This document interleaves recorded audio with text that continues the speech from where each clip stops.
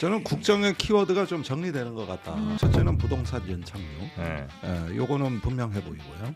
주식 시장을 통한 자본재 시장의 어떤 육성과 개혁. 세 번째는 적극 재정. 좀 민주당은 좀 입법으로 뒷받침을 해야 될 것 같고 국민의힘에서는 반대만 할 게 아니라 그러면 대안을 좀 내놔야죠. 반대를 할 거면 그럼 주식시장을 활성화하기 위해 그럼 뭘 어떻게 하자는 건지 좀 대안을 내놓으면서 반대해라. 저는 미스터리라고 봐요. 분명히 여야 간에 원내대표 간에 한 것은 기한 연장을 안 하고 수사적 인력도 검사 10명 이내에서 증언한다. 그러면 사실은 특검법 개정이라고 볼 수 없거든요. 이걸 합의했다? 정말 이건 미스터리입니다.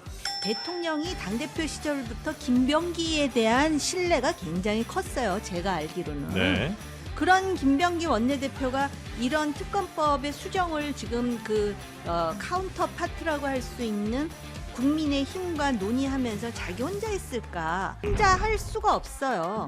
정청래 당대표가 이런 식으로 하면 이거 잘못하면 나중에 우파의 삼촌 소리가 나올지도 모르는 대통령하고 난 조율했다고 봐요. 비명 행사에 가장 제1선에서 했다라는 걸로 지금 알려져 있는 김병기 의원이 명청이 아니고 병청이다. 그러니까 김병기와 정치 토크쇼 장르만 여의도 9월 11일 목요일 순서 시작하겠습니다. 반갑습니다. 정영진이고요. 지금 이재명 대통령 취임 100일 기자회견 중이죠. 그래서 저희가 조금 오늘 일찍 스트리밍을 오픈을 했고요. 그래서 기자회견 장면들을 쭉 보내드리다가 저희 시간이 돼서 오픈을 했는데 여기 또 이제 욕들을 많이 하시네요. 우리도 확인해야 될 거 아닙니까? 그리고 다 보셨잖아요. 1시간 보셨잖아요. 계속 보셔야 돼? 뭐 주요 내용들은 저희가 또 잘 정리해서 여러분께 전해드리도록 하겠습니다. 근데 참 아이러니하다고 할까요? 양면성이라고 해야 될까요? 저희가 광고주들로부터 좀 이야기를 좀 전해 들었습니다. 여러 채널에 다 광고들을 하시는 그 광고주분들이 진짜 장르만 여의도 소비자들, 구독자들은 참 매너가 좋으시더라. 사도 뭐 물건에 하자 있어도 그냥 받아주시고 환불하라고 그래도 됐다고 그러시고 그렇게 착한 분들이 많다는 거예요. 댓글을 봐선 또 그런 분들은 아닌데 참 다양한 그러니까 댓글 다는 분이랑 물건 사는 분들은 따로 있는 것 같다 그런 생각이 좀 들기는 합니다. 하여튼 여러분 착한 분들이에요. 네, 그렇게 생각하시고 다른 어떤 채널보다 더 교양 있는 분들로 저희 시청자들 그리고 오늘은 마침 또 패널들도 아주 교양 있는 분들로 함께 하겠습니다. 자, 정우김 전 의원님 어서 오십시오. 네, 안녕하세요. 네, 반갑습니다. 자, 그리고 장현주 변호사님. 네, 안녕하세요. 다른 데서는 이렇게 인사 안 하시잖아요. 해보고 싶어서 항상 그럽니다. 정우김 의원님 앞에만 계시고 그렇게 이게 좀 전염이 되는 것 같습니다.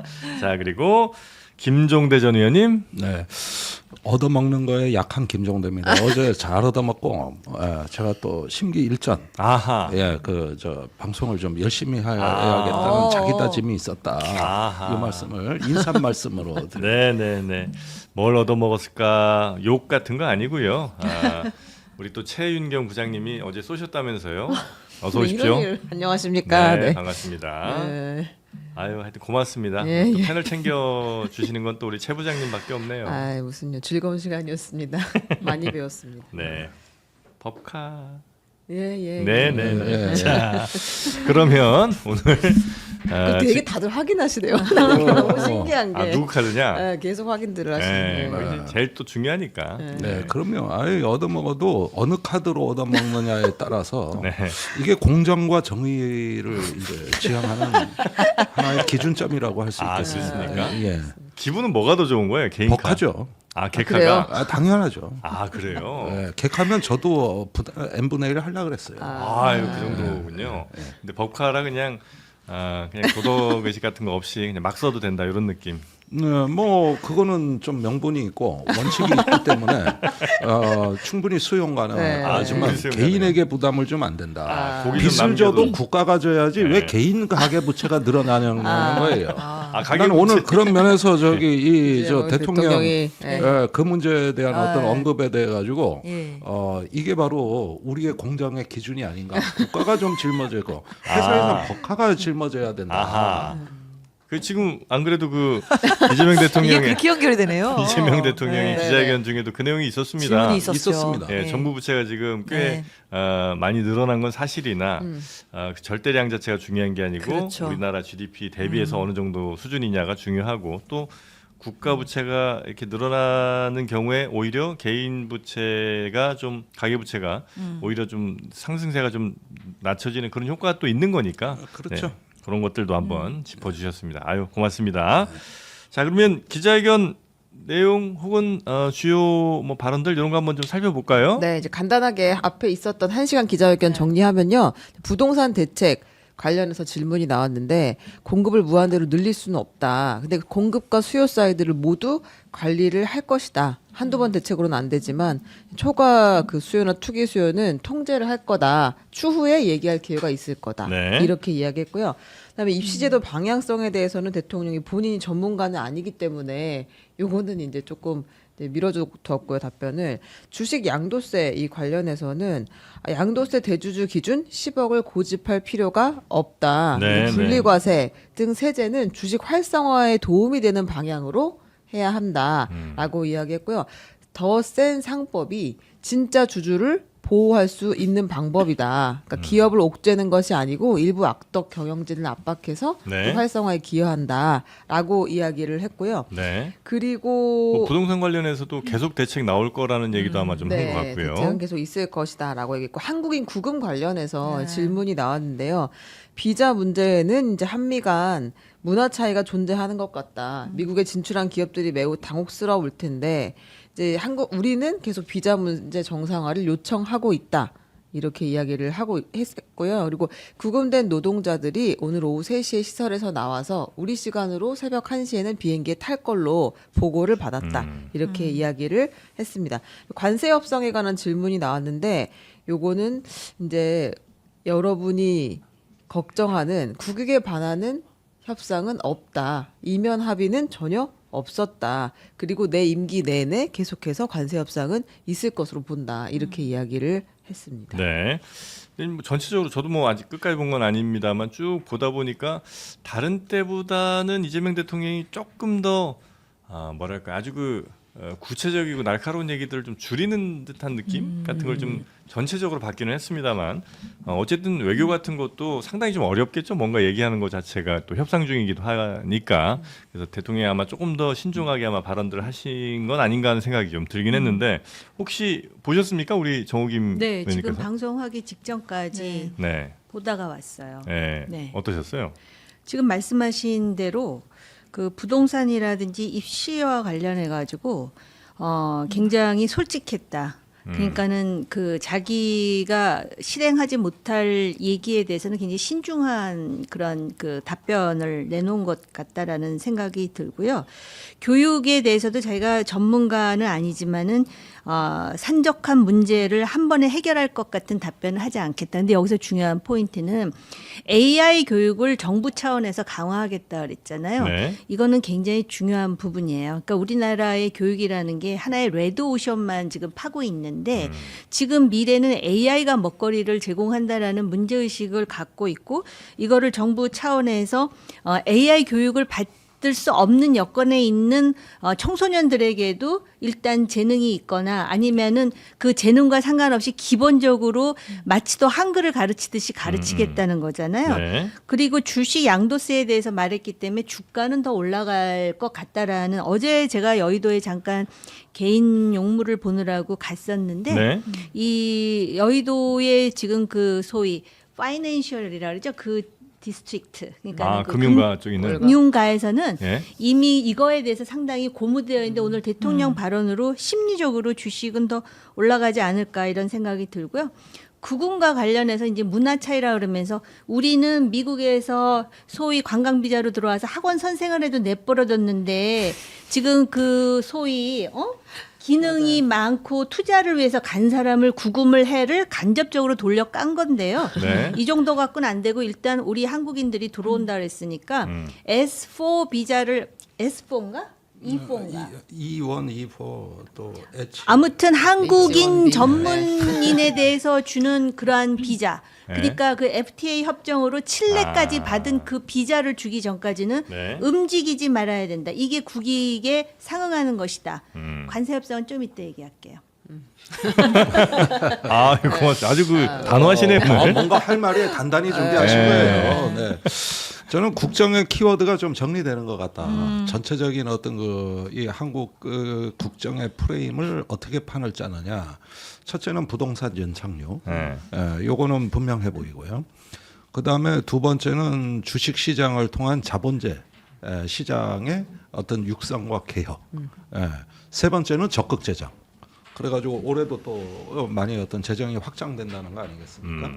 그래서 전반적으로 이 세 가지 키워드를 중심으로 해서 살림살이가 판이 짜여진다. 그래서 세 개의 축인 것 같다. 네. 이런 부분들은 이제 그림이 비교적 선명하게 드러났다고 하는데 이 세 기둥 간에 어떤 상호 이제 연계와 어떤 선순환의 구조가 잘 작동되느냐. 이런 부분에서 이제 실력을 보여줄 때인 것 같습니다. 그런데 네. 전체적인 그림은 국민들이 이제 이해할 수 있게 이 네. 방향은 나와줬다는 부분들. 그리고 이런 어떤 후속 조치 세 축이 원활하게 가동할 수 있는 이제 사회 개혁이 남은 거거든요. 상법 개혁도 이미 했을 뿐만 아니라 네. 여러 가지 또 어떤 노동 시장 그 다음에 어떤 주식 거래, 양도세, 그 다음에 어떤 주주 의결권 이런 부분에 대한 입법 과제들이 굉장히 많습니다. 네. 또 손을 봐야 되고, 그 다음에 이제 부동산도 공급 대책이 또 따라가야 되는. 그러니까 수백 가지 이후 정책들이 이걸 다 뒷받침하는 집중력을 보여줘야 네네네. 이 세 가지 흐름이 서로 선순환이 되는 건데 여기에 국정의 성패가 달린 거 아닌가.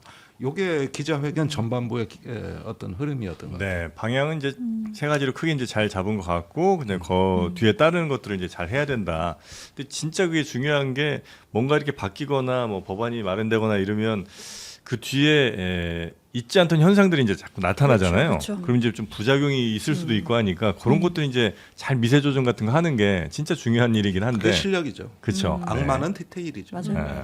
그러니까 모든 정책이라는 게 사실 뭐 0대 100 이렇게 돼서 네. 무조건 100%다 좋기만 하다 그런 이렇게 건 보기는 없죠. 어렵고 그런 일은 잘 없죠. 네. 뭐 49대 51처럼 그래도 조금이라도 나아지는 방향대로 정책을 가는 거고 또 안 가본 길을 가다 보면 예상하지 못하는 문제점들이 발생할 수 있습니다. 그런데 이제 말씀 주신 것처럼 그런 걸 미리 예상을 해서 네. 그런 부분들을 미리미리 대비하고 조율하는 것도 실력이기 때문에 당연히 국민들 보시기에 지금 이재명 정부가 하려고 하는 여러 정책들이 있는데 그 과정 속에서 최소한의 부작용은 줄이고 그리고 진짜 바라는 방향대로 정책의 효과가 나올 수 있게 가야 되거든요. 네. 저는 그런 측면에서 봤을 때 대통령의 기자회견 뭐 지난번에도 한번 취임하고 얼마 만에 금방 했었잖아요. 한 달 만에 했었나요? 그때 한 달이었죠. 저는. 네.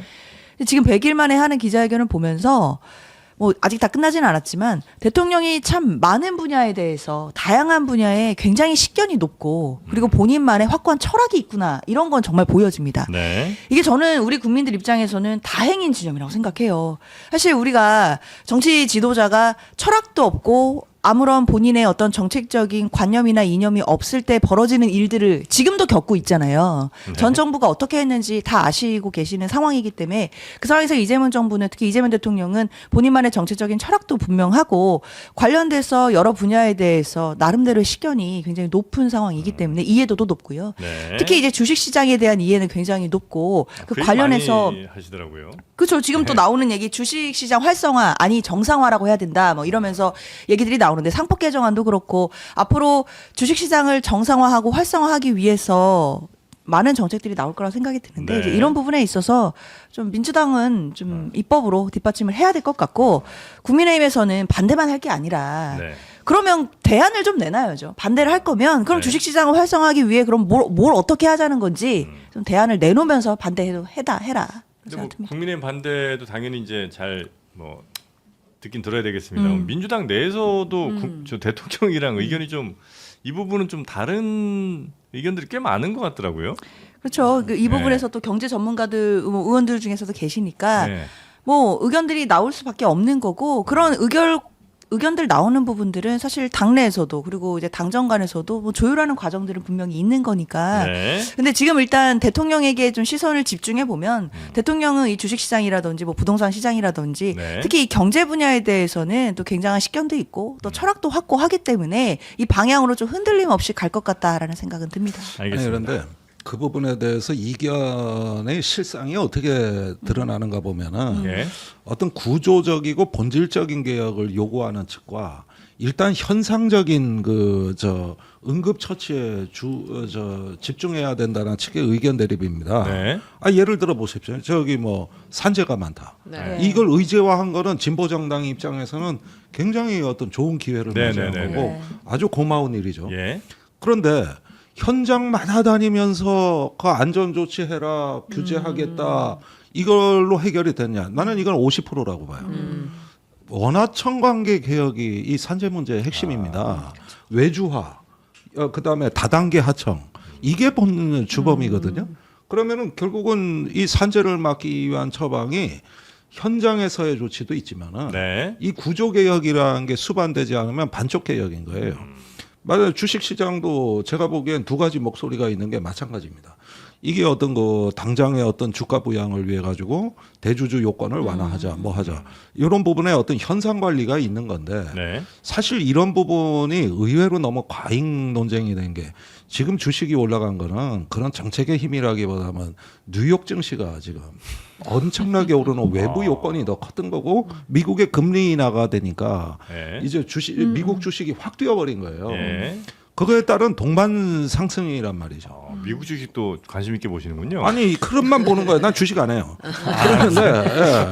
그런데 이런 부분들이 자칫 이제 오독이 되면 어떻게 되느냐 하면은 이게 지금 가고 있는 개혁의 어떤 과정이 더 험난하고 앞으로 많은 문제를 해결해야 되는데 이게 마치 해결이 된 것 같은 착시 현상에 빠진다는 거예요. 네. 그러니까 이런 부분에 분별력 있게 이걸 가되 조금 우리가 아쉬운 건 뭐냐 하면은 개혁의 방향을 잘 잡았음에도 네. 불구하고 조금 더 구조적이고 어떤 개혁적인 이런 어떤 비전도 더 보강이 돼서 장기적으로 이게 끌어가는 힘이 있어야지 언제까지 외국 주식이나 현상만 자꾸 이게 봐서는 국제정세에다가 안 된다. 이런 데다가 맡길 일은 아니다. 네, 네. 근데 그래요. 제가 조금 잠깐 다른 말씀을 네. 드리자면은 저는 오늘 그 기자회견을 보면서 그 워싱턴 D.C.에서의 기자회견하고 이렇게 이제 오버랩되면서 트럼프 기자회견. 아니요 트럼프 말고 그 전에 대통령 아, 지금 네. 트럼프는 너무 별나서 여기다가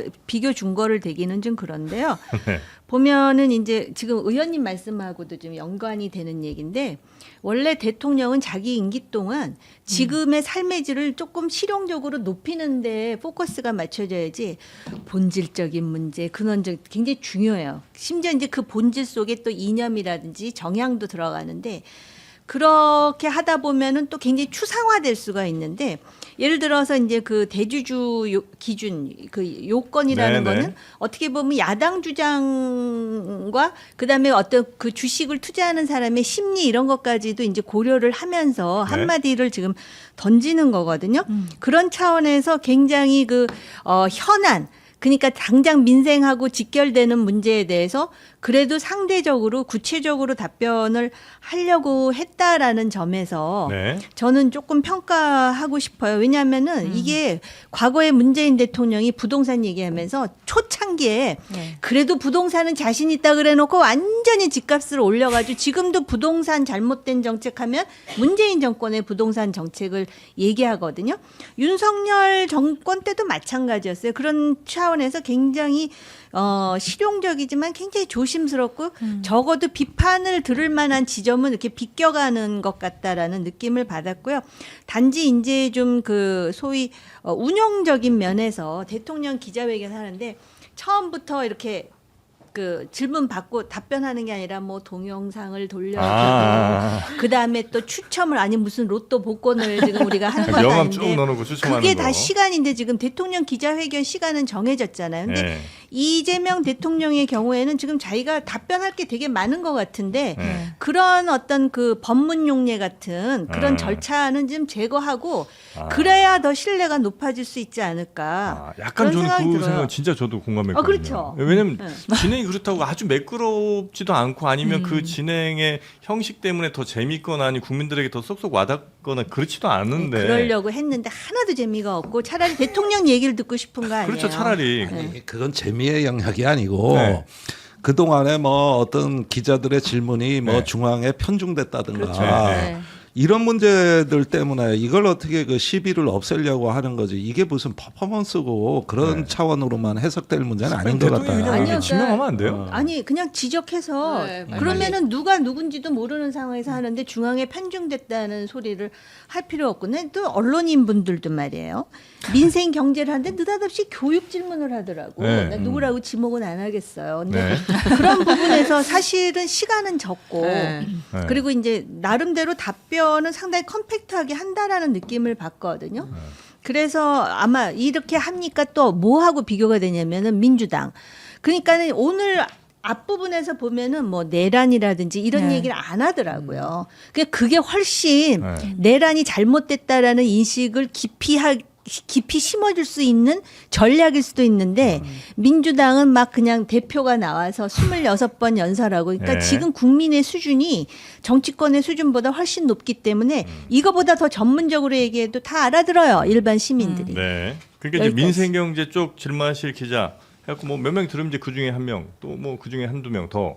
그 다음에 또 다 뭐 외교 국방 이렇게 이제 하면 나는 차라리 더 좋을 조금 것 같은데. 여기서 좀 오해가 있으신 것 같은데 네. 백악관의 뭐 브리핑이나 뭐 이런 그 기자들하고 미팅하는 자리 보면 아수라장도 그런 아수라장이 이건 뭐 도떼기 시장도 트럼프 저런 때. 도떼기 트럼프 아니 때 트럼프 때도 그러고 그러다 보니까 우리가 보면은 야 저렇게 한다고 이럴 정도예요. 그런데 어떤 기자회견이 한국에서는 형식이 중요하게 강조되는 측면이 강하고 그러다 보면은 하나의 어떤 그 조금 뭐 질서라고나 할까 일종의 어떤 그 흐름을 만들어내는 그러면서 골고루 또 기회는 줘야 된다는 압박감이 있는 겁니다. 네. 그래서 이런 게 뭐 재미다 퍼포먼스다 보다도 그런 걸 노력하는 흔적을 보여줬다. 이런 점에서 굳이 이 부분이 기자회견의 목적에 조금 반하거나 약간 좀 잠식되는 어떤 요인이 있다고 평가할 필요는 없지 않은가. 오히려 더 이런 어떤 제도를 자꾸 발전시켜서 정착을 하다 보면 네. 나중에는 또 그 성과도 있을 것 같거든요. 아. 네, 그리고 자유롭게 뭐 교육, 부동산 막 튀어나오는 거예요. 민주주의의 원래 그 모습이 그런 식으로 표출이 되기 때문에 아. 외국은 더 합니다 이게. 그래서 그런 기자들이 그걸 네. 알아서 할 부분이지. 아니 큰 주제를 정해주는 네. 건 난 좋다고 봐요. 우리 너무 산적한 이슈가 많으니까. 너무 근데 중구난방으로 갈 수 있으니까. 근데 큰 주제에 대해서 보니까 답변할 준비도 돼 있고 자신의 보관도 있다 이거예요. 예, 옛날엔 그게 잘 안 됐기 때문에 미리 조정을 한 거예요, 사실은. 네. 그렇지 그거 다 짜고 했죠. 미국에서는 트럼프는 예외로 하고 그 전에 대통령이라든지 또는 대변인 나와갖고 질문하세요 그러지 않아요. 발사하세요 이런다고요. Fire out 그런다고. 그러면 막 질문을 하고 그러면서 막 그 굉장히 예민한 질문도 하고 그러면서 그걸 어떻게 답변하느냐가 굉장히 중요하거든요. 그게 이슈가 되고. 알겠습니다. 네. 자, 하여튼 기자회견들 쭉 봤고요. 뭐 취임 100일 관련된 뉴스도 혹시 뭐 전해주실 거 더 네, 있을까요? 우리가 방송하는 동안 대통령이 대답을 한 것들을 조금 더 전달을 해드리면 저희가 이제 주옥 같은 JTBC 기자의 질문 중에 지금 끊고 방송 들어왔잖아요. 이제 북한과의 관계에 대한 질문이 있었는데 이제 대통령 뭐라고 이야기했냐면 북한이 냉담한 것이 현실이다. 대화의 진척은 없지만 끊임없이 이제 노력을 하겠다. 그리고 지금 통일 얘기를 하면 통일을 얘기하면 바보 소리 듣는다. 그 전 단계로 평화를 구축하는 것이 중요하다. 그리고 이제 북미 관계에 개선하고 대화하는 것을 우리가 주도해야 된다는 고집을 꼭 할 필요는 없다. 이렇게 이야기를 했고요. 네. 이제 국회 강대강 대치, 정치 이슈에 대한 질문이 이제 나온 것 같아요. 협치를 하려는데 보관이 있느냐. 그거에 대해서는 내란 이야기가 계속 나오잖아요. 내란이 쉽게 무마되거나 덮이지는 않는다. 정권 교체와 내란 극복이 동전의 양면인데 뭐 아무튼 그걸 다 잘 해가야 된다라는 취지로 이야기를 했고요. 그리고 지지율이 신경 쓰이기는 하지만 현실적인 성과가 난 더 중요하다고 생각한다. 그리고 장동혁 대표를 만나보니 생각보다 유연했다. 그 만났을 때 참 즐거웠는데 여의도에 가니 달라지더라. 이런 이야기도 이제 그래요? 네, 했습니다. 네. 야당 대표에 대한 평가까지 그래서 여야 관계까지 아마 최근 지금 바로 직전에 있었던 질문이 있었던 것 같고요. 자, 그리고 다음 뉴스로 좀 이제 넘어가 볼까요? 네, 이제 대통령 100일 관련해서 하나만 더 짚으면 네네네. 대통령이 즐겨 쓴 단어들을 이제 기자들이 집계를 했어요. 가장 많이 쓴 단어. 공개석상에서 이재명 대통령이 제일 많이 쓴 단어는 사람이라는 단어였답니다. 사람? 네. 사람. 국민, 사람, 뭐 이런 단어를 많이 언급을 했다고 하고요. 사람답게 좀 살자 뭐 이런 건가? 그러니까 이게 아마 산재 현장을 많이 가면서 그러니까 네. 또 이런 단어가 특히 더 많이 나온 것 같아요. 아, 네네네. 사람이 뭐 이렇게 민생 죽어나가고 얘기가, 뭐 네, 이런 그런 이야기들을 측면이 있죠. 많이 했고 그리고 경제, 정부 이런 단어들을 많이 썼다고 합니다. 네. 자, 그리고 국회에서 있었던 또 여야가 크게 싸울 포인트가 또 하나 있습니다. 특검법 이야기를 좀 해볼까요? 아, 그럴까요? 네, 지금 오늘 아침에 나온 속보예요. 이게 어제 이게 되게 오묘한 지점들을 이제 여러 가지 내포하고 있는데 어제 여야가 법안 합의를 했습니다. 특검법에서 특검 네네. 3대 특검 기간을 연장하지 않는 것으로 이제 그 민주당이 받아주기로 했고 대신 이제 국민의힘에서는 금융인가요? 금융위원회. 네. 금융감독위원회. 맞나요? 그 협의를 해주기로 했는데 네. 그랬는데 이제 그 양쪽이 협의를 하고 발표까지 다 했어요 원내대표들이. 예. 그러니까 서로 하나씩 주고받고 정부조직법 개정을 해야 되니까 하고서 돌아갔는데 그 뒤로부터 이제 민주당 내부에서 김병기 원내대표에 대한 비판이 엄청나게 많이 쏟아져 나왔습니다. 민주당 내에서 네, 3대 특검 기간을 연장하지 않는다는 합의가 과연 가능한 것이냐라는 게 이제 비판의 핵심이었거든요. 예. 어떻게 지금 특검법을 협상의 대상으로 삼았느냐라고 이제 비판이 나왔어요. 그래서 오늘 아침에 정청래 대표가 공식적으로 이야기를 했습니다. 3대 특검의 핵심은 기간 연장인데 이걸 이렇게 합의해 왔어? 수정안을 다시 가지고 와. 재협상을 해와라. 지금 협상안은 지도부의 뜻과 다르다. 이렇게 이야기해서 협상이 파기가 됐습니다. 원내대표 간 합의한 게 파기가 된 거예요. 네. 근데 이 부분은 저는 미스터리라고 봐요. 분명히 여야 간에 원내대표 간에 한 것은 기한 연장을 안 하고 수사 인력도 검사 10명 이내에서 증원한다. 그러면 사실은 특검법 개정이라고 볼 수 없거든요. 뭐 더 센 특검법을 그동안에 계속 얘기해 왔는데 이걸 합의했다? 정말 이건 미스터리입니다. 그러니까 이제 정청래 대표가 안 된다. 이거 다시 협상해라. 이러고 지지층들이 난리가 난 거거든요. 네.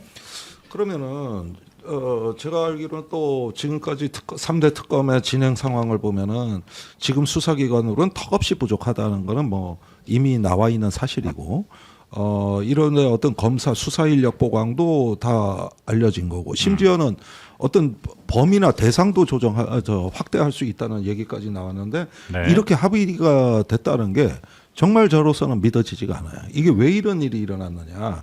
이건 오히려 진상조사를 해야 될 일이 아닌가. 그래요. 예, 그런 생각이 드는 거예요. 김병기 이게 설명 가능하지가 원내대표가, 않다는 거지. 왜 이렇게 협상해 왔는가? 그렇죠. 거기에다가 이 특검은 어떤 국민의힘은 수사 대상이기 때문에 자기 그 수사 대상과 이 문제를 협의한다고 할 때는 통상의 여야 협의하고는 같은 게 아닙니다. 이거는 국민의힘은 자기 생존, 자기 방어를 위한 특검에 대한 일종의 어떤 허들을 만들고 싶어 하는 거고 거기에 이해관계가 강하게 걸려 있거든요. 네. 그러면 이 특검을 지키고 이것을 내란이나 어떤 그 비리에 대해서 종식으로 가려면은 이 부분만큼은 원칙과 명분대로 갔었어야 되는 거지. 어떻게 어떤 피의자가 있는 그런 당의 의견을 수용을 해주냐 이거예요. 난 이 부분에선 정말 미스터리다. 왜 그런 거예요, 김병기 원내대표님? 일단 김병기 원내대표가 지금 좀 많이 얘기를 하고는 있는데 네. 뭐 그런 얘기는 해요. 일단 원내 지도부끼리 1차 협의한 거고 뭐 의총에서 추임받은 건 아니었다. 그러니까 네. 최종적으로 협의된 게 아니니까 뭐 결렬이라고 볼 수는 있겠지만 뭐 최종적으로 의총에서 추임받은 것도 아니지 않냐라는 취지로 얘기를 하고는 있는데 사실 저도 뭐 김종대 의원님 말씀에 좀 공감을 하는 것이 저도 어제 뭐 협의가 됐다라고 해가지고 좀 뭐가 협의가 된 거야? 그 내용을 봤는데 좀 내용을 보고 좀 놀라기는 했어요. 이걸 왜 이렇게 협의를 하나? 그렇죠. 그리고 네. 일단은 이게 협의가 진행이 되고 이루어졌다는 것 자체도 좀 놀란 것이 사실 뭐 우리가 이제 계속 얘기하겠지만 어제까지도 계속 얘기가 됐던 게 송원석 원내대표가 정성래 대표가 교섭단체 연설할 때 그 노상원 수첩 얘기할 때 꼭 그렇게 됐으면 좋겠다라고 사실은 거의 저주에 가까운 막말을 했잖아요. 그리 됐으면 좋았을 것을. 네, 그거는 무슨 말이에요? 뭐 죽었으면 좋겠다는 네. 건가요? 그렇게밖에 해석이 안 되는 말이 지금 나왔고 이거를 지금 사퇴를 해야 된다. 뭐 지금 뭐 제명해야 되는 거 아니냐. 뭐 윤리위에 가야 된다. 이런 식으로 지금 여당에서 얘기가 나오는 중에 원내대표끼리 협의를 뭐 할 수는 있는데 결과가 나왔다는 것 자체가 좀 놀랍긴 했었거든요. 네. 근데 그 결과 내용을 보니까 특검법을 수사기간을 연장을 안 한다. 뭐 다른 내용들도 있지만 일단 기간 연장이 안 된다라고 한다면 정말 핵심 중에 핵심인 건데 이걸 왜 뺐을까라는 부분은 굉장히 좀 의문이 들었어요. 당내에서도 그 이유를 아는 분들이 별로 없는 모양이군요. 그렇죠. 지금 말씀 주신 것 좀 미스테리다 이렇게 말씀 주셨는데 이 부분은 아마 이제 지도부에서 지도부 의견과 전혀 다르다라고 했고 지도부에서도 아마 의총을 거칠 것 같기 때문에 그 안에서 좀 나오는 내용을 조금 더 확인을 해봐야 될 것 같습니다. 네. 자, 이렇게 여야가 어쨌든 이제 원내대표끼리 합의를 했는데 이게 다시 돌아가는 경우가 뭐 왕왕 있죠. 있죠. 예. 아니 그래도 이런 시츄에이션이라 그러죠. 이런 상황은 정말 그렇죠. 네, 처음 거의 뭐 드문 일이에요. 네. 그 제가 조금 전에 대통령 기자회견과 그 민주당 당대표 국회 연설을 비교했잖아요. 지금 이제 이렇게 되면은 앞으로 민주당하고 대통령실하고의 이 긴장 수위가 어디까지 될지 이게 제3자로 보면은 굉장히 흥미롭게 보일지 모르지만 이거 당사자들은 심각하게 왜냐하면 이 일만 있었던 게 아니에요. 네.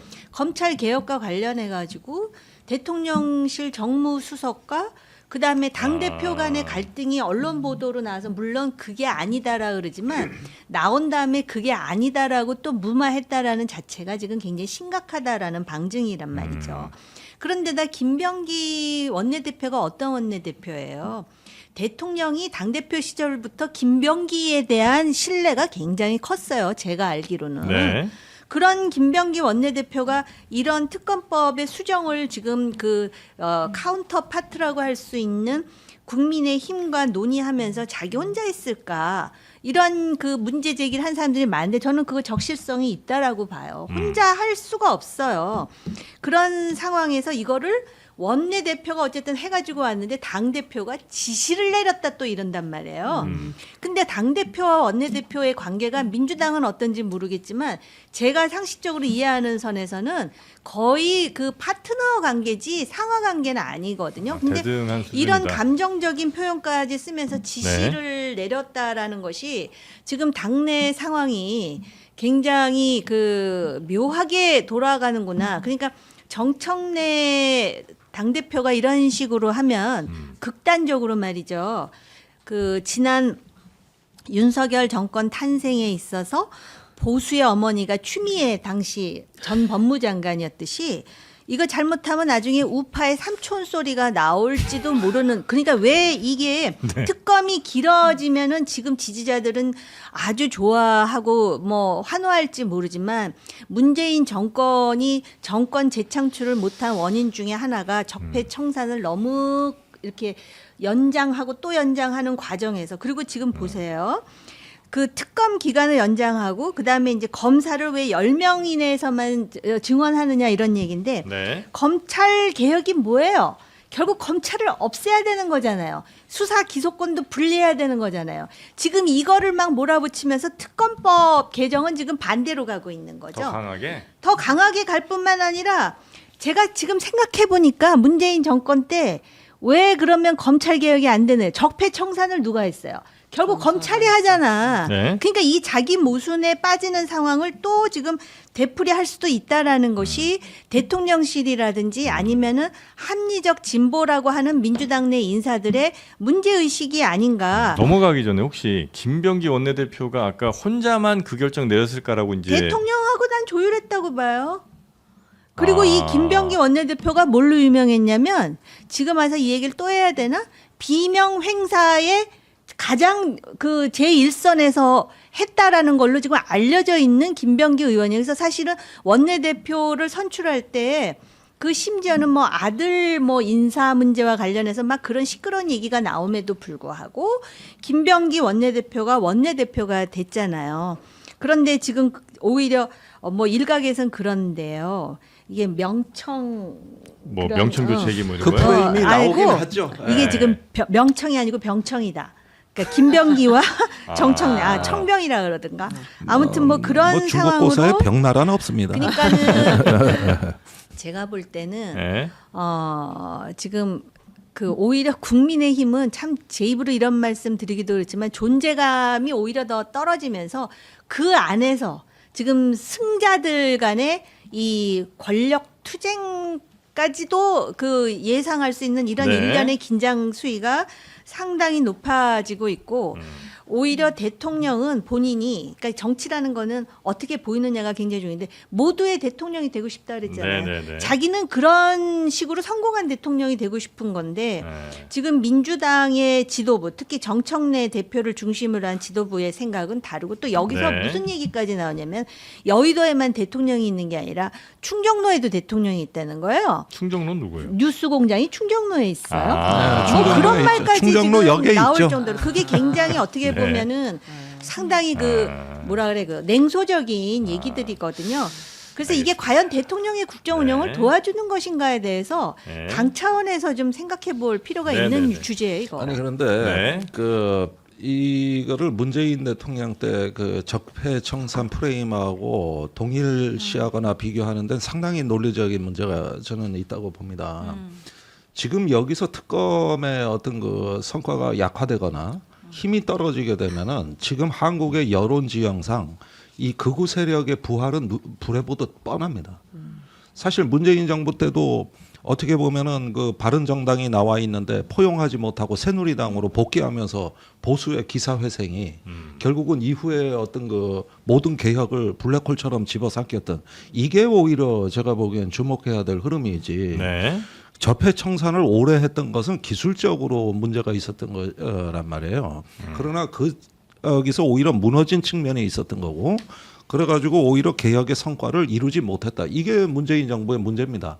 근데 지금 만일에 이 특검법에 있어가지고 애초 출발한 취지에 어떤 미흡하거나 이것이 불완전한 것이 소위 말하는 국민 통합의 이름으로 합리화되거나 포장이 되는 사태가 생긴다. 네. 저는 이거 한국 정치에서 두고두고 아마 천추의 한으로 남을 것이다.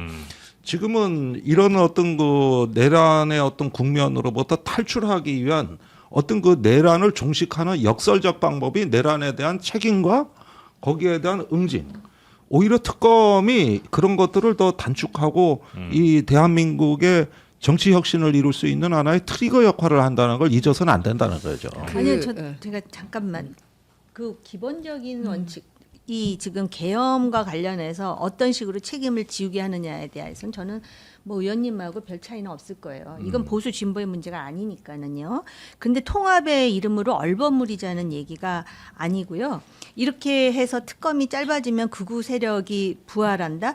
그래서 윤석열 정권이 탄생한 게 아니고 이게 참 역설인데 그때를 다시 복귀해 보자면은 오히려 국민의힘이 김종인 비대위 체제로 가면서 이준석 당대표가 넘어오는 그 순간에 오히려 스스로 사과하고 반성하고 그 탄핵의 강을 건너가자 했던 그 노력이 오히려 그 받아들여졌고 윤석열 검찰총장이 그만둘 때만 하더라도 누가 지지를 했느냐 중도하고 호남에서 지지가 많았어요. 근데 본인 스스로가 변질이 된 거지 이게 극우 세력이 부활된 게 아니고 지금 이런 상황에서 네. 특검이 짧아진다 그래서 극우 세력은 부활할 수 없는 이 부분에 세력이에요. 네. 제가 이 검찰의 진술서나 이쪽에 보면은 계속 이 특검에 균열을 내고 이 특검은 위헌이라는 지금 주장을 내세우며 이 윤석열 측에서는 위헌 청구 소송이 지금 들어갈 예정입니다.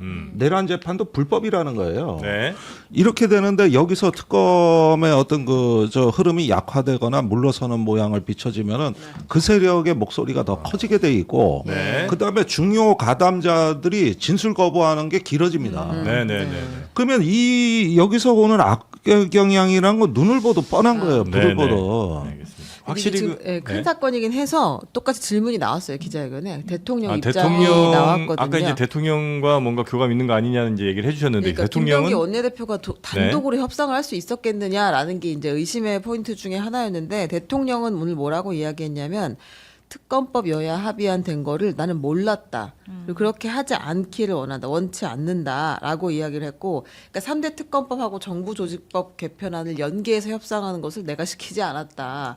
선을 그었어요. 일단 이거 무조건 다시 협상을 해와야 한다는 이제 지침이 내려온 거고. 그러니까 이제 여당 입장에서는 정부조직법 같은 거 빨리 통과시켜야 되니까 야당이 협조 구하면서 대신 야당에 줄게 특검법을 이렇게 이제 합의를 해주는 거, 요걸 이제 받은 그러니까 연계한 거 아니냐는 의혹이 있는데 그거 아니다. 네, 그런 말씀이신 근데 거죠. 또 김병기 원내대표 측에서는 이게 내가 혼자 있을 리가 있냐 이제 이런 이야기를 하고는 있는데요. 아 그런 얘기가 나와요. 네, 근데 이제 결과적으로 어떤 일이 있었는지는 지금은 확인되지 않고 아니 있습니다. 근데 곧 대통령이 밝혀지겠죠. 어떻게 이거 나도 오케이 했어요라는 소리는 절대 할 수가 그렇죠, 없는 거죠. 질문에. 그리고 네. 상권 분립이고 당에서 하는 일을 대통령 원래는 다 옛날부터 왈가왈부 좌지우지 했지만 그렇다고 내가 시켰어요라고 할 수 있는 건 아닌 이슈죠. 겉으로는. 그 정도는 네. 아는 거죠.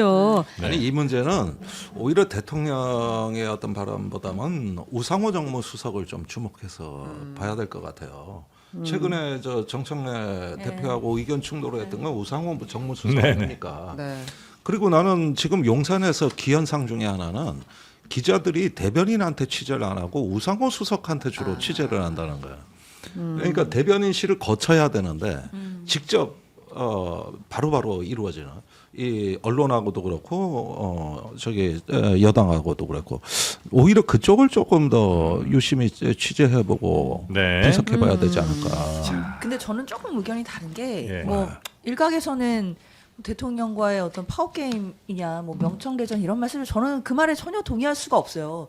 나름대로 대통령실 쪽에 연락 닿으신 분들한테 여쭤보면 전혀 그런 기류가 없다고 그러고요. 물론 뭐 말만 그렇게 하는 거 아니냐 또 이렇게 반박하실 수도 있겠지만 그런데 그런 갈등이 있다는 거에 대한 근거도 명확히 없거든요. 저는 그냥 갈등이 있었으면 좋겠는 사람들이 이 부분을 좀 과장해서 확대 해석하고 있다고 생각이 들고요. 네. 특히 대통령은 뭐 지금 기자회견에서도 발언이 나오고 있지만 협치랑 야합이 다르다. 내란의 진실 규명은 다른 사안과 바꿀 수 없다라고 얘기를 하거든요.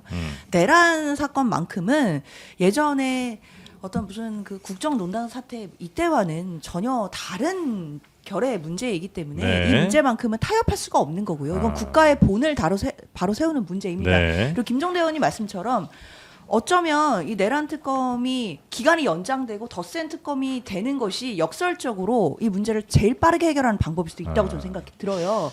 이번에 제대로 마무리 짓지 못하면 네. 이게 계속해서 물고 늘어지면서 우리나라의 어떤 국가적인 위상을 갉아먹을 수도 있습니다. 이번에 정말 덧센 특검이 아니라 뭐가 됐든지 해서 진실규명을 완벽히 끝내야만 네. 국민들이 아무런 이 부분에 대한 더 이상의 의구심이 남지 않아야 된다라고 알겠습니다. 생각해요. 야, 그 한 진실 규명을 네. 반대하는 사람은 아무도 없어요. 그리고 네. 이런 일이 되풀이되어서도 안 된다라는 네. 확신을 가지고 있는 거고요. 아마 그 덧센 내란 특검법뿐만이 아니라 지금 내란 특별재판부라든지 또 사법개혁이라든지 이러한 일련의 어떤 움직임에 대해서 과연 중도층이 100% 공감할까에 대한 그 성찰이 필요하다라는 거예요. 네. 네. 알겠습니다. 그 김병기 원내대표 관련해서는 참 흥미로운 게 그 원내대표 막 선거할 때 그리고 당선될 때 뭐 그때 이제 아들 관련 논란이 있었잖아요. 뭐 취업 청탁 뭐 이런 게 아마 있었던 걸로 기억하는데 와 그때 여론이랑 지금이 와 완전히 한 180도 달라져 갖고 그때는 뭐 아들 비리 청탁 관련 뭐 얘기 나올 때마다 이렇게 깨끗한 사람이 뭐 누가 있냐고 그런 얘기가 계속 올라오고 했는데 지금은 또 거의 뭐 입에 담을 수 없을 정도로 김병기 원내대표가 여론이 좀 안 좋긴 하네요. 네, 그렇습니다. 자 그러면 국회 쪽으로 한번 넘어가 볼까요? 네, 아니 교섭단체 대표여서 아주 짧게만 한번 네. 보고 갈게요. 이것도 이 영상을 안 볼 수 없기 때문에 가지고 왔습니다. 민주당의 정청래 대표가 노상원 수첩을 언급하면서 이 수첩대로라면 이재명 대표와 내가 이 자리에 없었을 수도 있다. 목숨을 잃을 수도 있었다라고 말하자 뒤에서 아유 그때 제발 그랬으면 좋았을 걸이라고 이야기하는 소리가 들렸잖아요. 요거 잡아다가 정청래 대표가 어떤 놈이냐고 빨리 손들어 이랬거든요. 이거 한번 어떤 놈인지 나왔으니까 들어보겠습니다. 노상원 수첩이 현실로 성공했더라면 이재명 대통령도 저 정청래도 이 세상 사람이 아니었을 것입니다. 불기의 계기 되었을 것입니다. 불기의 계기 되었을 것입니다. 국민 여러분. 네. 제발 그리 됐으면 좋았을 걸. 요거는 진짜 좀 발언 자체는 굉장히 좀 문제가 많은 발언이죠. 이 부분은 말이에요. 예. 제가 먼저 말씀을 드려야 되겠는데 그냥 망언이 아니라 저는 트라우마가 느껴진다고. 제가 그때 이걸 취재하면서 그 영현백을 전방 2군단에서 대규모로 구매했다든지 이런 어떤 그 소식들을 쭉 보고 또 노상원이 이제 그 상당한 군내 영향력을 행사해가지고 어떤 그 실행 계획을 갖다가 구상해 나가던 이 부분이 실패했으니까 해프닝인 것처럼 사람들이 얘기를 하는데 저는 상당히 트라우마가 있어요. 저번에 한덕수 전 총리 구속영장 기각될 때도 그랬어요. 우리 옛날에 민주 인사들 모이기만 했다고 말 한마디 했다고 잡아간 게 지금 제 기억에도 수십 건인데 저 사람들은 실행을 해도 구속이 안 되는구나. 이때 느껴지는 그 당혹과 트라우마가 그동안 한 청춘과 한 평생을 다 그냥 완전히 파탄으로 몰고 갔던 기억이 선연한데 네. 저 사람들은 실행을 해도 안 잡혀가는구나. 그런데 이제 이번에 송원석 원내대표 이런 것들을 보면은 이 정치 이전에 어떤 인간의 원초적 적대 증오 또는 어떤 혐오가 느껴지기 때문에 전 상당히 그런 면에서 가슴이 아픕니다. 저런 발언까지 이런 부분에 대해 네. 가지고 지금 뭐랄까 어떤 이게 단순한 정쟁의 문제가 아니라 정말 그렇게 말을 해서 그 생각이라면은 이거는 어떤 희생을 치러서라도 단호하게 응징을 하겠다는 어떤 결기가 나와줘야 되는 게 전 정상이라고 봐요. 네. 아니 이게 내란의 현장이 아니고 뭡니까 이 얘기가.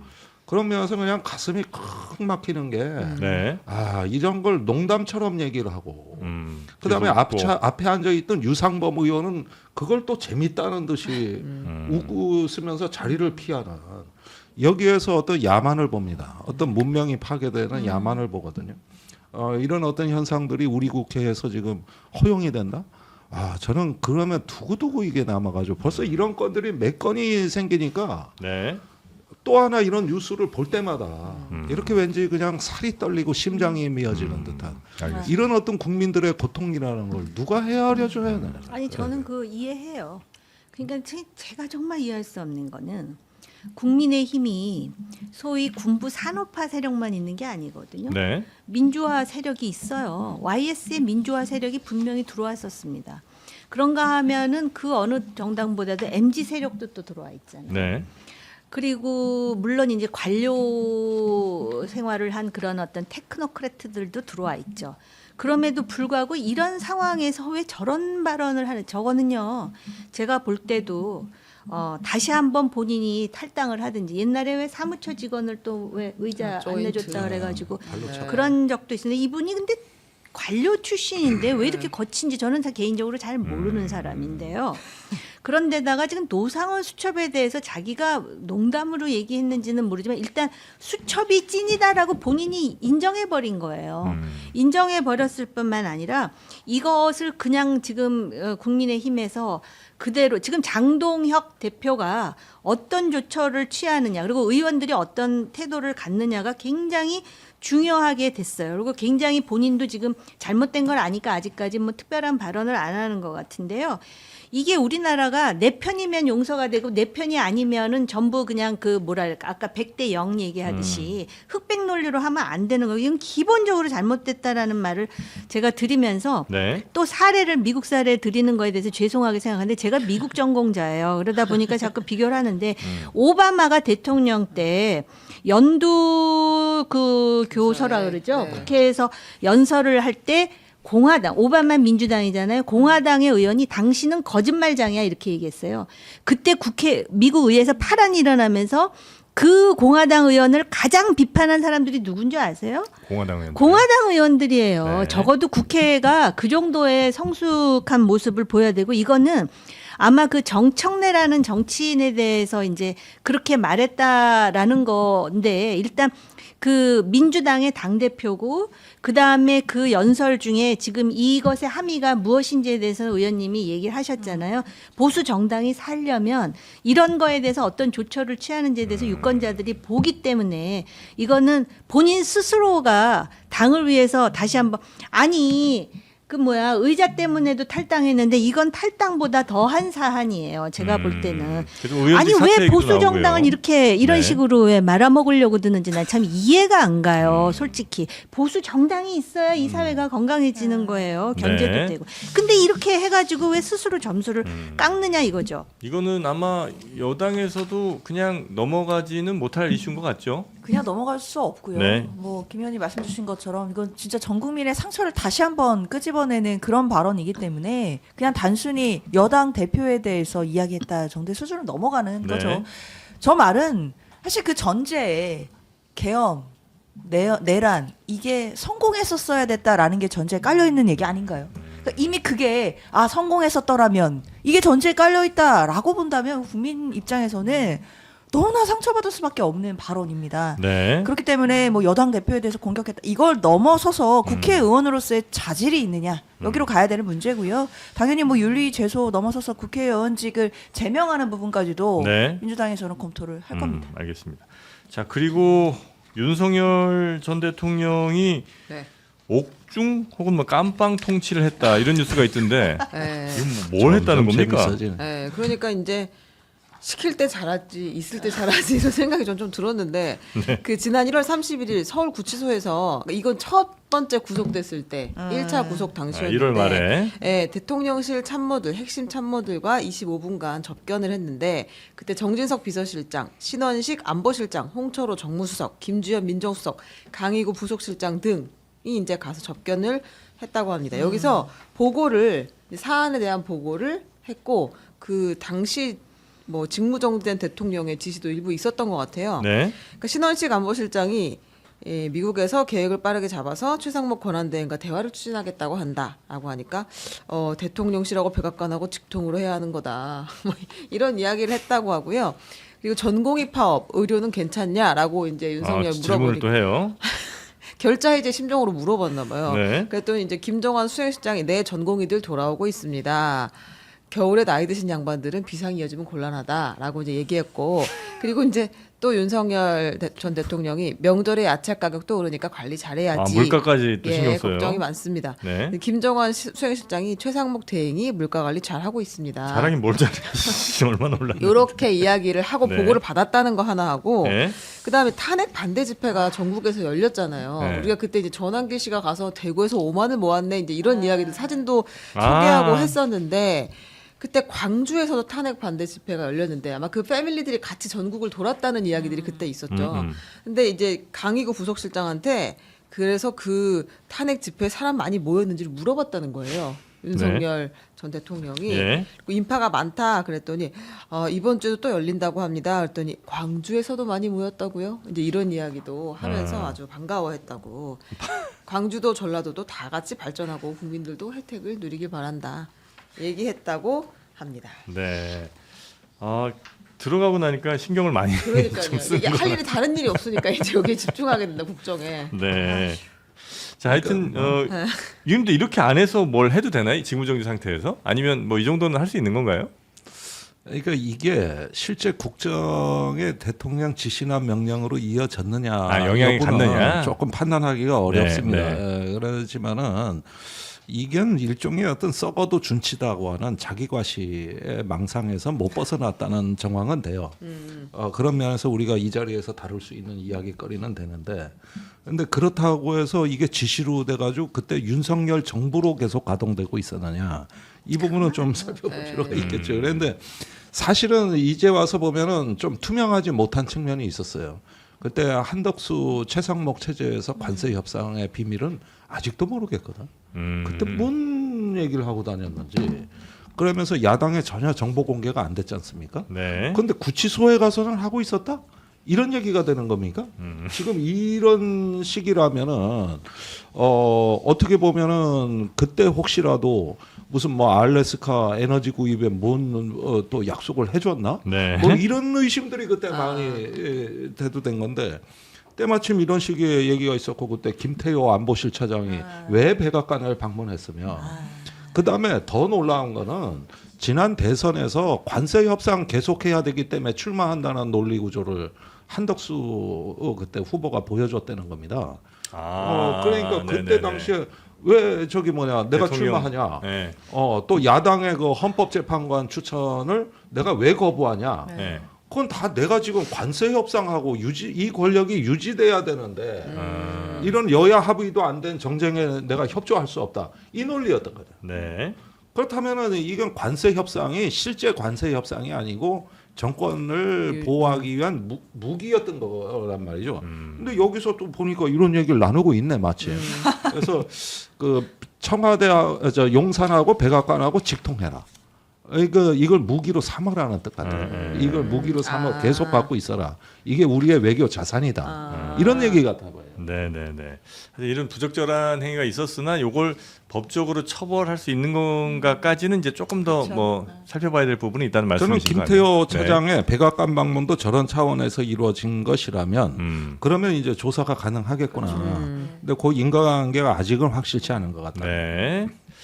자 그리고 용산 대통령실에 또 윤석열만을 위한 또 비밀 통로가 공사가 됐었어요? 참으로 특별한 분입니다. 그 윤석열 정부 초기에 도어 스태핑 하다가 그만뒀잖아요. 네. 이제 그 이후로 대통령이 언제 어떻게 출근하는지를 다 몰랐어요. 그래서 이제 일부 언론이 대통령 그러니까 유튜버도 이제 대통령 출근길을 계속 지키고 매일매일 찍은 그때 언론사도 있었어요. 예. 알고 보니 빈 차량이 그냥 가더라. 대통령 차이긴 한데 대통령 타고 있지 않더라. 이제 이런 이야기를 하기도 했는데 그 지각을 너무 많이 하게 된 거로 몰래 들어갈 만한 비밀 통로를 따로 공사를 했다라는 것이 이제 증언이 나왔습니다. 보통 이제 학교에서는 지각 많이 하는 학생들이 드나드는 뒷문으로 통로를 오고 개구멍이요? 개구멍으로 그렇게 얘기를 하긴 하는데 여튼 이제 지각을 자주 하는 윤 전 네. 대통령이 전용으로 네. 따로 다니는 경사로를 만들었더라. 그러니까 이제 차를 타고 들어와야 이제 노출이 안 될 거 아니에요. 그래서 그 들어올 수 있는 길을 계단으로 있던 거를 경사로로 만들어서 별도의 통로로 들어와서 의연하게 올라가셨다. 지금 네. 식으로. 이럴 바엔 좀 일찍 일어나면 되는 거 아닌가요? 아니, 그게 저는 그렇게- 이걸 보면서 그런 생각이 아니 든 그거 참 게 힘든 일입니다. 이게 안 아니 좀 일어나는 일찍 일어나서 사람이. 일찍 가면 될 거를 이걸 무슨 계단을 깎아서 이렇게 비밀 통로를 만들어서 차가 들어가는 길까지 마련하는 네. 정말 보법이 다르신 아침형 인간들은 아유, 이 저녁형 잘 이해 인간들을 못해요. 이해 못해요. 아. 제가 용산으로 이전할 때 그 네. 정권 초기에 TV 토론 나가가지고 네. 두고 봐라 저 용산 아파트에서 망원 카메라로 대통령 근태 관리한다. 그거 다 가능하다. 아. 저격총도 가능하다. 아. 갈태면 가봐라. 뭐 이렇게 얘기한 기억이 나는데 네. 막상 해보니 안 되는 거야 이게 사정검도 없이 가가지고 네. 그래가지고 이제 근태 관리를 다 할 수 있다는 걸 의식하니까 결국 위장 통로를 만드는 거죠. 네. 돈 하여튼 내 뭐 돈 내놔 진짜. 저는 이 공사하는 게 너무 화가 나요. 볼 때마다. 세금이니까요. 네. 이게 뭐 한 3, 4억 들었다는 거 아니에요? 네, 그렇다고 합니다. 자. 네. 자 그리고 저 어질어질합니다. 소식 네, 하나 요 이기훈 부회장 아. 뭐 잡혔다는 얘기 요건 좀 전해 주실까요? 네 이제 그 삼부토건. 삼부토건이 네. 아주 여기저기 깊숙하게 개입해 있잖아요. 이 정권이 했던 일들과 많이 이제 연결이 되어 있는데 우크라이나 재건을 띄워서 삼부토건 주가를 조작했다라는 혐의를 받고 있는 이기훈 삼부토건 부회장. 사실은 이 사람의 핵심이라는 이야기가 많이 있었죠. 음흠. 왜냐면 회장들은 계속 바뀌었는데 이 네. 사람은 계속 핵심 자리를 지키고 있었으니까. 음흠. 근데 도망갔습니다. 그랬다가 네. 어제 오후 6시 전남 목포에서 붙잡혔습니다. 아마 목포에 있었다는 것은 아 미랑. 뭐 그런 의심을 좀 받을 만한 장소이긴 한데요. 아. 네, 그래서 목포에서 붙잡혔고 이제 이 사람을 조사하면 이 김건희 씨와의 연결고리가 드러나게 될 수 있지 않을까. 아니 뭐 얼마나 잘못했길래 미랑까지 하려고 그러지? 이 미랑이 쉽지가 않은데. 그렇죠. 지금은 그 페리선을 타면 다 신원 검색을 하거든요. 네. 그리고 저기 여객선 터미널이 딱 제한돼 있기 때문에 그럼요. 빠져나가기가 대단히 어렵습니다. 뭐 화물차에 은신해서 들어가는 방법도 있긴 있는데 어쨌든 저기서 잡혔다는 거는 좀 의미하는 바가 있습니다. 네. 아니 뭐 옛날에 김지아 시인이 목포 유달산 앞에서 긴급 조치 선포되니까 형사들한테 잡혀왔다더만 그 아니, 이후로 목포 앞바다에서 목포. 잡혀오는 건 내가 보니까 저기 참 아주 뭐 기념비적이네. 예. 저희 그 아버지도 예. 예전에 그 미랑을 한번 시도를 하셨대요. 왜요? 일본으로 아마 취업을 가려고 그러셨었나 봐요. 그래서 이제 저 울산 쪽에서 생계형 미랑이에요. 생계형 아. 그렇죠. 예, 생계형 울산 쪽에서 미랑. 무슨 통통배 같은 걸 이제 타고 배 갑판 밑에서 이제 한 여러 명 이렇게 아이고. 누워서 쪼그리고 앉아갖고 이렇게 간 거예요. 아. 그래서 한 6시간 아니 한 8시간 정도인가를 이렇게 가서 이제 내렸더니 인천 거기서 아니야 또? 내렸더니 거기서 빨리 저 숲속 저쪽으로 들어가라고 네. 그러니 막 고개 숙이고 허리 숙이고 막 이렇게 갔다는 거예요. 근데 포항이었대. 그랬겠지. 브로커한테 돈만 뺏기고 아. 못 갔다고. 아. 과거 그런 일들이 이제 좀 그러면 있었다. 올라갔나 오히려? 내려가질 않고? 울산에서 포항이니까 그러니까 그 바다에서 한참 뱅뱅 돌다가 네, 그랬겠죠. 네. 저는 뭐 네. 인천 정도 돌다가 예상했는데 그래도 위에서는 멀리 안 가셨. 얼마나 놀렸겠어요. 아. 자, 저 양반을요.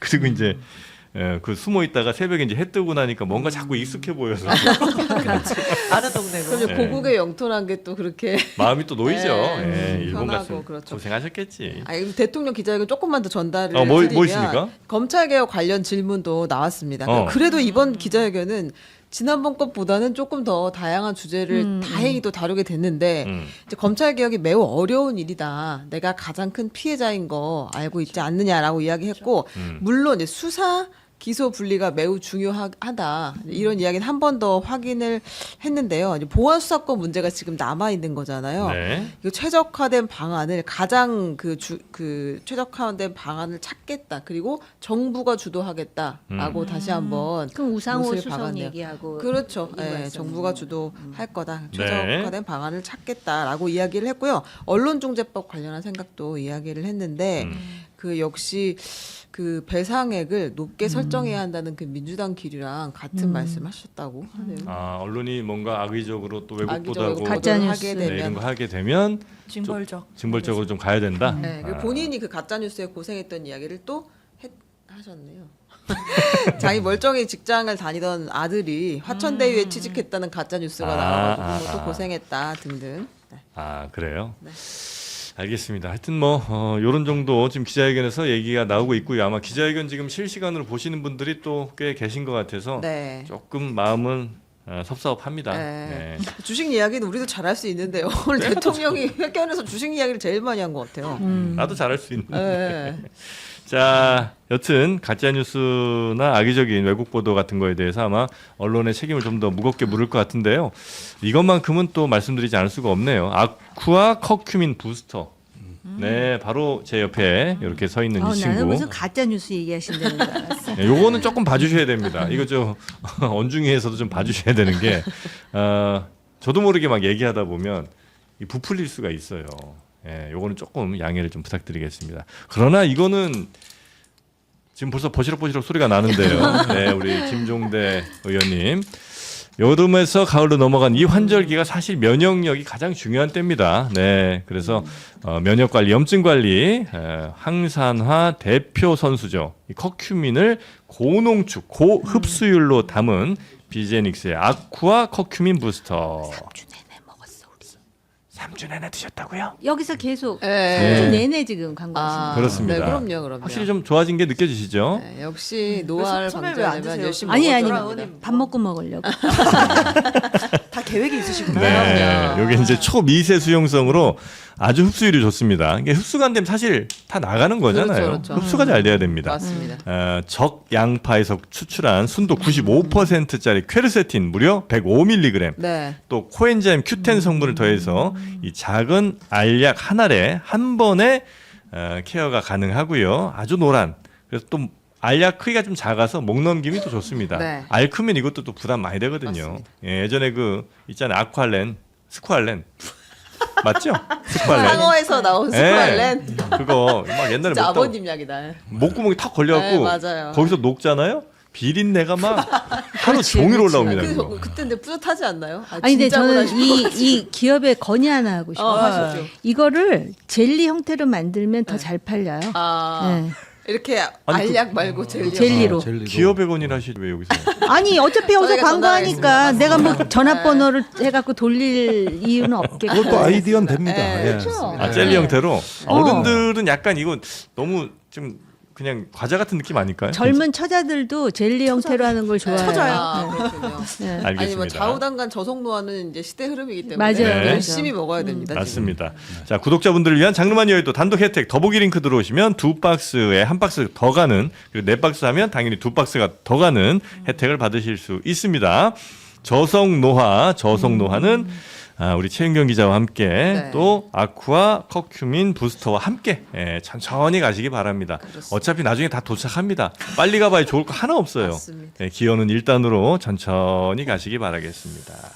자, 오늘 함께해 주신 세 분 대단히 감사하고요. 천천히 나가시기 바랍니다. 대단히 고맙습니다. 감사합니다. 네, 고맙습니다.